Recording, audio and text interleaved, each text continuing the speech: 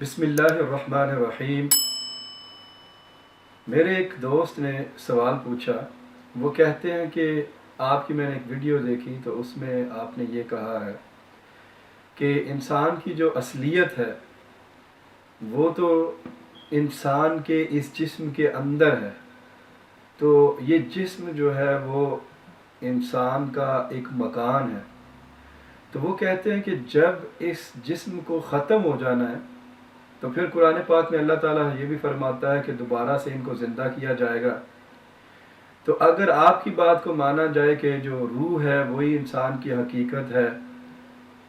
تو پھر اس جسم کو دوبارہ کیوں زندہ کیا جانا ہے؟ تو میں آپ کو ایک مثال کے ذریعے یہ سمجھانے کی کوشش کرتا ہوں۔ ایک دفعہ ایک اندھے نے کوئی چیز چرائی تو اس کے اوپر ایک مقدمہ دائر ہو گیا۔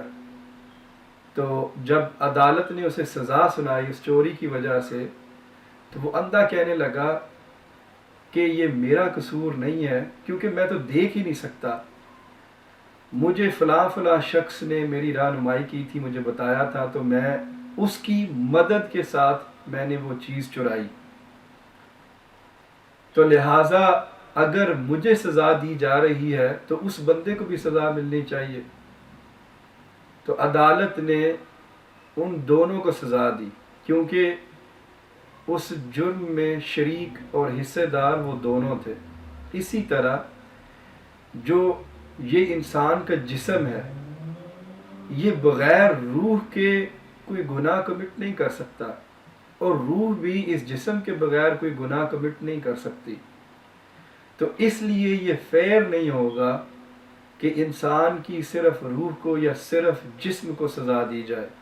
جب جرم اس دنیا میں اگر ان دونوں نے اکٹھا ہو کے مل کے کیا ہے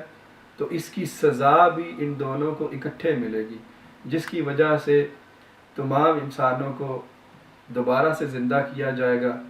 اور ان کی جزا اور سزا کا معاملہ جو ہے وہ طے کیا جائے گا۔ اور جو لوگ نیک ہوئے،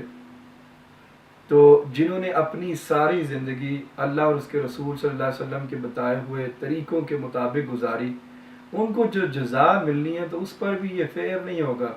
کہ صرف جو روح ہے وہ جنت کے مزے لے، اور یہ جو جسم ہے